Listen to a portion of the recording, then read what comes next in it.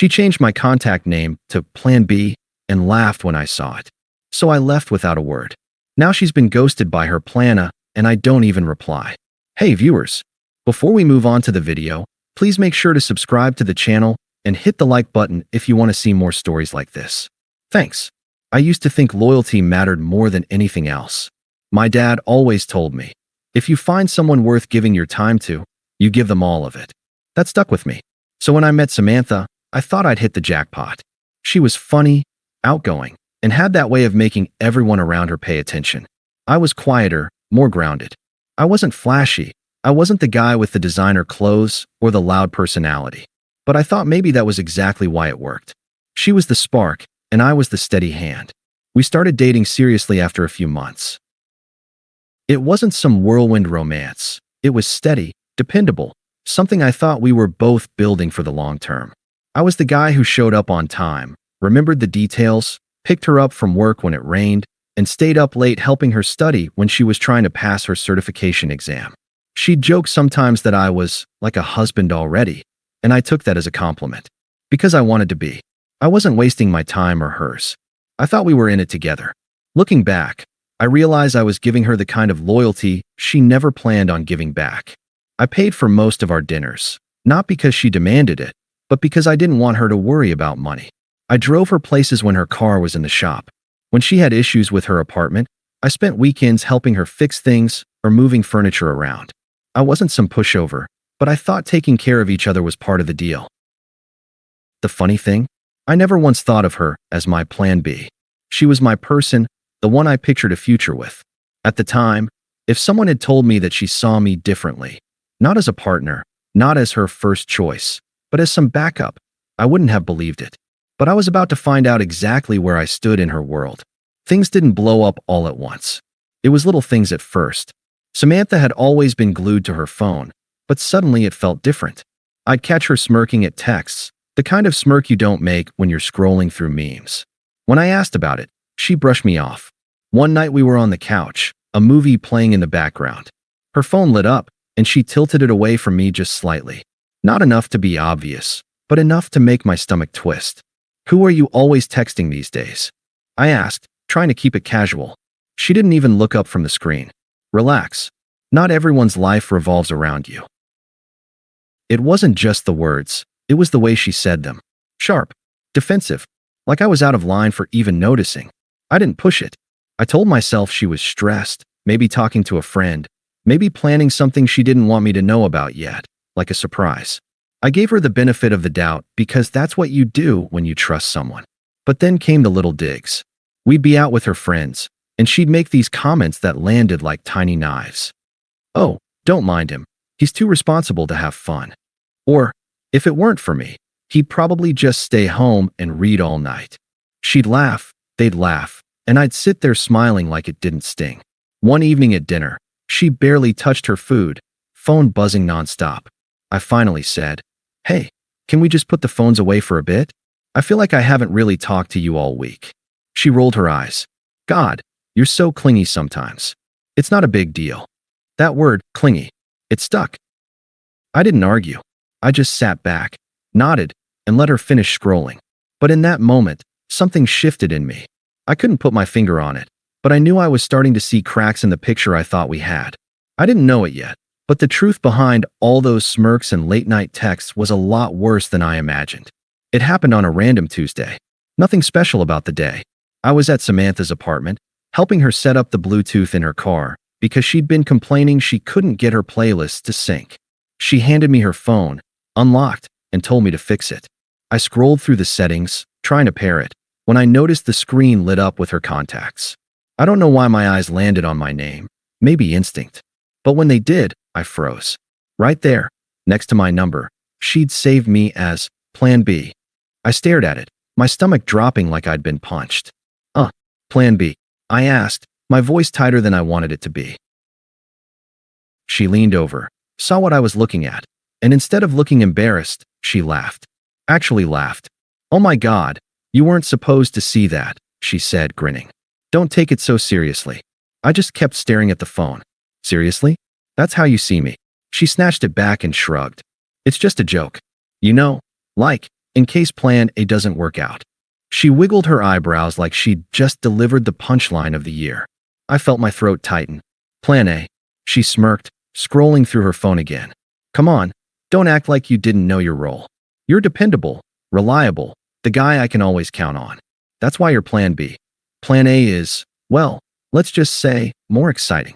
Then she actually laughed harder, like I was the one being ridiculous. I remember standing there, holding the car keys in my hand, realizing that every late-night text, every smirk, every eye roll when I asked for her time had been leading up to this. She didn't even respect me enough to hide it. I wasn't her partner. I wasn't her choice. I was just the safety net. And the worst part? She said it with the kind of smug confidence that told me she thought I'd accept it, that I'd stay just because I was dependable. I didn't yell. I didn't throw the phone. I didn't beg for an explanation. I set the keys on the counter, grabbed my jacket, and said nothing. Her voice followed me as I walked out the door.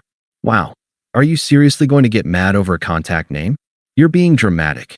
But I didn't answer. I just closed the door behind me and left her laughing alone. When I walked out of Samantha's apartment that night, I didn't slam the door. I didn't yell in the hallway. I didn't even text her afterwards. I just disappeared. I drove back to my place with this strange mix of anger and calm.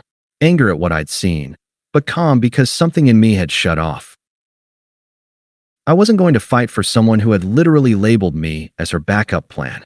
I stared at my phone for hours that night, waiting for a call, a text, an apology. Nothing came. The next morning, still nothing. By the second day, she sent me a single message. Sam. So are we not talking now? Over something so stupid. I read it once, then locked my screen. No reply. And that's how it stayed. I didn't block her right away. I just didn't answer. The silence was louder than anything I could have said. A week later, one of her friends, Jenna, messaged me out of the blue.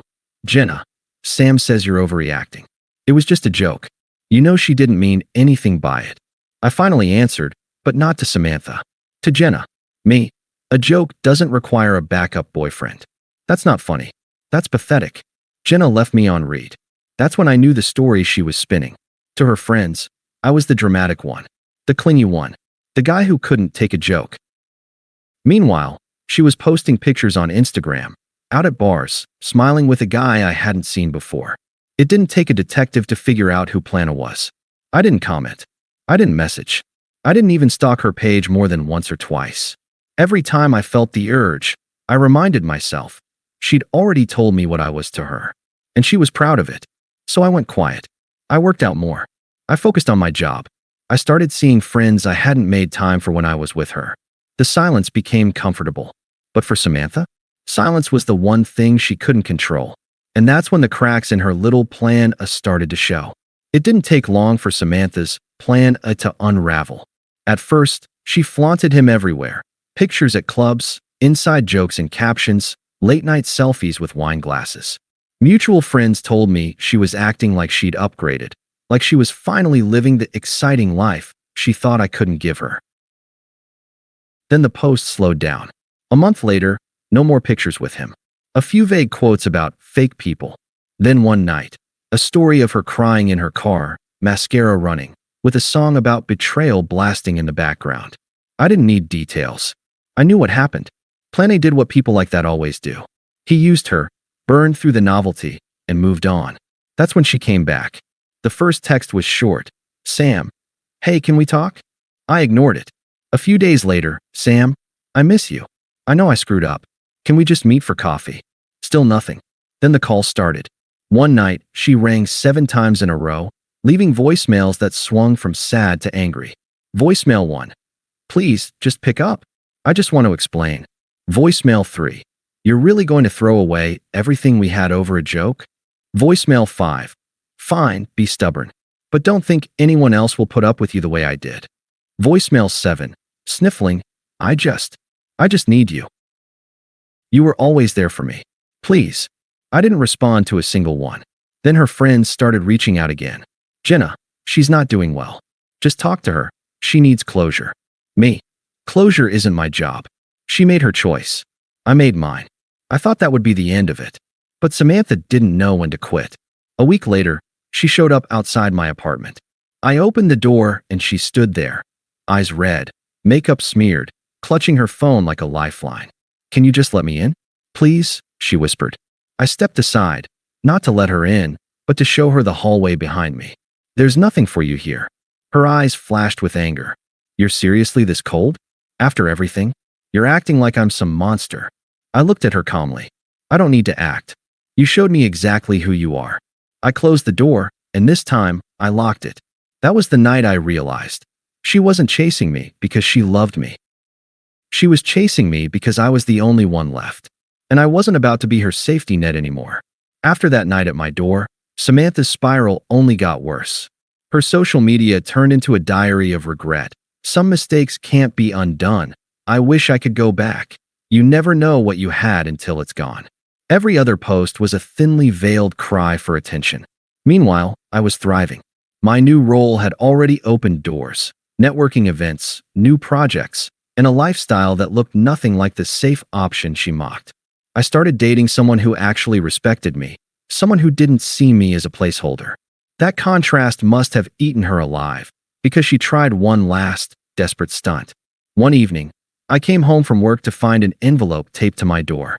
Inside was a handwritten letter, pages of apologies, half-baked justifications, and promises. She wrote about how Plan A wasn't what she thought, how she realized she only ever felt secure with me, how she believed we could start over. At the end, she'd scribbled, "If you still care about me at all, meet me at the cafe tomorrow at 6. If you don't show up, I'll know it's really over." I didn't show up. The next day, she texted me anyway. "Sam, you didn't come. But I'll wait. I'll always wait." That was the last message I ever received from her. I didn't block her out of spite.